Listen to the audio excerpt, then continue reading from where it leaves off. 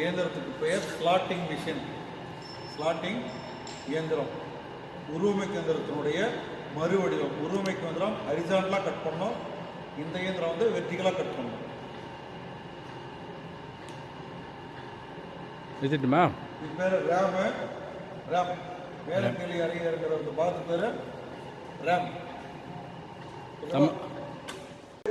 தன்னோட்டமும் கையோட்டமும் கொடுக்கும். இது ஏற்பாடு குறுக்கு நகரத்தை கிராஸ் லைன் பாகத்திற்கு தன்னோட்டமும் கையோட்டமும் கொண்ட இதனும் அடங்கி இருக்கிறது.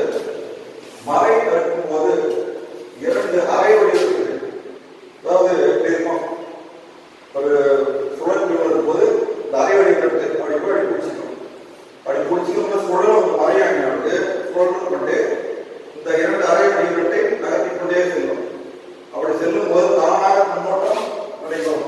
அப்படி தன்னோட்டம் நடைபெறும் போது மறை வெட்டுதல் நமக்கு சுலபமாக செய்ய முடியும்.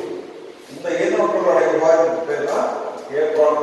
அதுல அந்த ஏற்பாடுக்குள்ள 2 மறையாணிகள் உண்டு. ஒன்று அது பேர் ஓட்டம் தரம் மறைத்தண்டு ஃபீல்ட் ராட். மறை வெட்டப்படாத உருளை வடிவ தன்மைக்கு ஓட்டம் தரம் தண்டையினுடைய ஃபீல்ட் ராட். இக்கம்பியில் நீல வாட்டத்தில் சாய்ப்பள்ளம் வெட்டப்பட்டு அதில் வாம் மற்றும் வாம் பச்சைகள் பொருத்தப்பட்டிருக்கும்.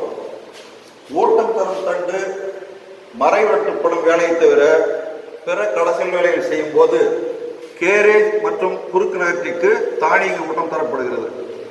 இந்த ஓட்டம் தரம் தண்டு மூலமாக சுழற்சிக்கு பல்வேறு ஓட்டங்களை, பல்வேறு தானியங்கி ஓட்டம், தன்னோட்டம், கை ஓட்டம் இவற்றை 2ஐயும் தரலாம். அடுத்ததா வழிநடத்தும் மறையாணி லீட் ஸ்க்ரூ.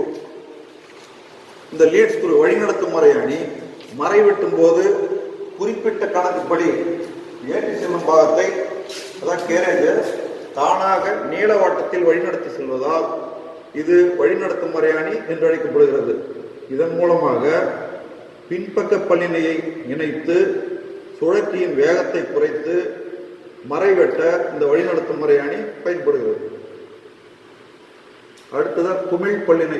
குமிழ் பல்லினை என்பது இயந்திரத்தின் இடது பக்கத்தில் பொருத்தப்பட்டிருக்கும்.